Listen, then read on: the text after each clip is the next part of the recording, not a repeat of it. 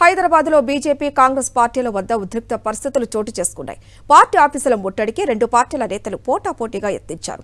గాంధీ భవన్ ముట్టడికి బీజేవైఎం కార్యకర్తలు ప్రయత్నించారు. పార్లమెంటులో హిందువులపై రాహుల్ గాంధీ మాట్లాడిన మాటలపై బీజేవైఎం తీవ్ర అభ్యంతరం వ్యక్తం చేసింది. రాహుల్ తీరును నిరసిస్తూ దిష్టిబొమ్మను దగ్ధం చేయడానికి యత్నించింది. గాంధీ భవన్ ముట్టడికి ప్రయత్నించిన నేతలను పోలీసులు అడ్డుకున్నారు. వారిని అరెస్టు చేశారు.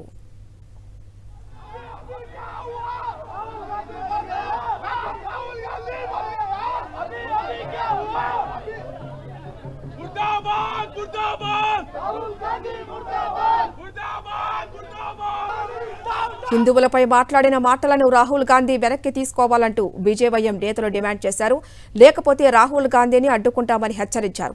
దేశంలో మెజారిటీ భాగమైన హిందువులు ఏం తప్పు చేశారని ప్రశ్నించారు.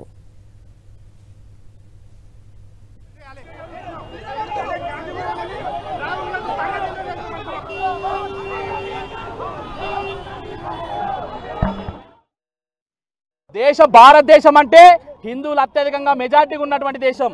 అలాంటి హిందువుల పైన నువ్వు సమంజసంగా ఉన్నటువంటి మాటలు కాకుండా వారి మనసు నొచ్చుకునే విధంగా నువ్వు మాట్లాడే ప్రయత్నం చేస్తున్నావు. హిందువులంటే అహింస అని చెప్పినావు, హిందువులంటే అసత్యం అని చెప్పినావు. ఎక్కడ అహింస ఎక్కడ అసత్యం చేసిరని చెప్పేసి నిన్ను ఈరోజు భారతీయ జనతా యువమోర్చా అడగడం జరుగుతుంది.